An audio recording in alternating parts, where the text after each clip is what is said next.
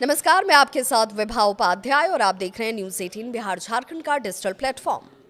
महाराष्ट्र के स्थानीय निकाय चुनाव और खास तौर पर बीएमसी के नतीजे सिर्फ मुंबई या महाराष्ट्र की राजनीति नहीं बताते हैं। ये नतीजे दरअसल देश की पूरी विपक्षी राजनीति का जैसे एक तरीके से एक्सरे हो।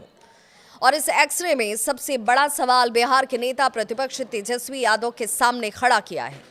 बीजेपी और शिवसेना शिंदे गुट की जीत ने एक बार फिर ये साबित कर दिया कि भारतीय राजनीति में सत्ता, संगठन और स्पष्ट नेतृत्व का कॉम्बिनेशन आज भी सबसे ज्यादा ताकतवर हथियार है। वहीं दूसरी तरफ उद्धव ठाकरे, राज ठाकरे और कांग्रेस की हार विपक्ष की पुरानी और गहरी कमजोरियों को एक बार फिर से उजागर करती है। राजनीतिक जानकार इस बात को मानते हैं कि बीएमसी चुनाव में बीजेपी और शिंदे गुट को सरकार में होने का सीधा चुनावी लाभ मिला है। प्रशासनिक पकड़, संसाधनों की उपलब्धता और जमीनी संगठन हर स्तर पर नजर भी आई। मतदाताओं को ये साफ संदेश गया कि जो सत्ता में है वही काम कर सकता है। यही बात बिहार के संदर्भ में सबसे महत्वपूर्ण हो जाती है। तेजस्वी यादव लगातार सरकार पर हमलावर रहे हैं, लेकिन महाराष्ट्र में दिखा दिया कि केवल सरकार विरोध से नहीं चलती। अब वोट दिलाने के लिए ये काफी नहीं है। जनता ये भी देखती है कि विकल्प कितना संगठित है, कितना सक्षम है और कितना भरोसेमंद। महाराष्ट्र में उद्धव ठाकरे, राज ठाकरे और कांग्रेस तीनों अलग अलग राह पर चले। नतीजा सत्ता विरोधी वोट बट गया और फायदा सीधे बीजेपी और शिंदे गुट को मिला। यही सबसे बड़ा सबक बिहार के लिए भी है। अगर बिहार में विपक्ष सीटों, नेतृत्व और व्यक्तिगत महत्वाकांक्षा में उलझा रहा तो एनडीए को चुनौती देना इससे ज्यादा कठिन होगा। तेजस्वी यादव के लिए ये वक्त सिर्फ विपक्षी एकता की बात करने तक का नहीं होना चाहिए, बल्कि उन्हें जमीन पर उतरना होगा। महाराष्ट्र के नतीजे साफ कहते हैं कि बिखरा विपक्ष सत्ता पक्ष को और मजबूत ही करता है। बीएमसी चुनाव में मराठी अस्मिता, विरासत, भावनात्मक अपील, तमाम कोशिशें जरूर हुई, लेकिन उसका असर बहुत सीमित रहा। शिंदे गुट ने भावनाओं के बजाय स्थिरता और प्रशासन का मुद्दा बनाया। ये बिहार के लिए भी बड़ा संकेत है, जहां तेजस्वी यादव अक्सर भावनात्मक मुद्दों और सरकार विरोधी तेवरों पर ज्यादा डिपेंडेंट, यूं कहें कि निर्भर नजर आते हैं।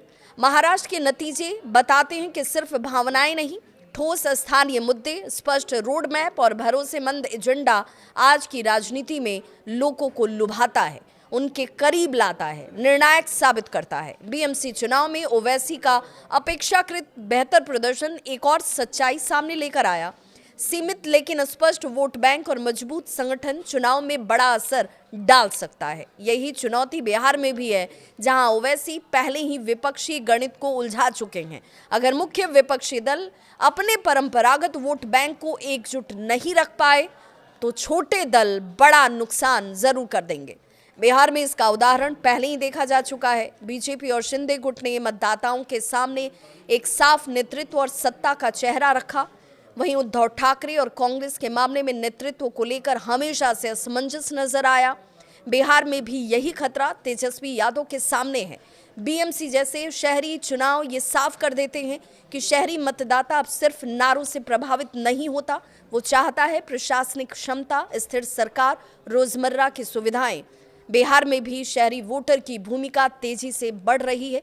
महाराष्ट्र के नतीजों से तेजस्वी यादव के लिए संदेश बिल्कुल साफ है। केवल युवाओं की राजनीति से नहीं चलेगा, केवल सरकार विरोध से ही नहीं चलेगी, केवल भावनात्मक अपील से काम नहीं बनता है। सत्ता तक पहुंचने के लिए संगठन, स्पष्ट एजेंडा, मजबूत गठबंधन, भरोसेमंद नेतृत्व जरूरी है। महाराष्ट्र के स्थानीय निकाय चुनाव बिहार के विपक्ष के लिए एक राजनीतिक आईना है। ये आईना साफ दिखाता है, एकता के बिना विकल्प नहीं बनता, संगठन के बिना चुनाव नहीं जीता जाता और केवल सरकार विरोध से सत्ता नहीं मिलती है। अब सवाल सिर्फ इतना कि क्या बिहार का विपक्ष, खास तौर पर तेजस्वी यादव, इस आईने में देखकर खुद को सुधारेंगे या वही गलतियां एक बार फिर से दोहराएंगे जो महाराष्ट्र में विपक्ष को भारी पड़ी हैं। ये फैसला बिहार की आने वाली राजनीति तय करेगा। इस खबर पर अपनी राय जरूर साझा करें।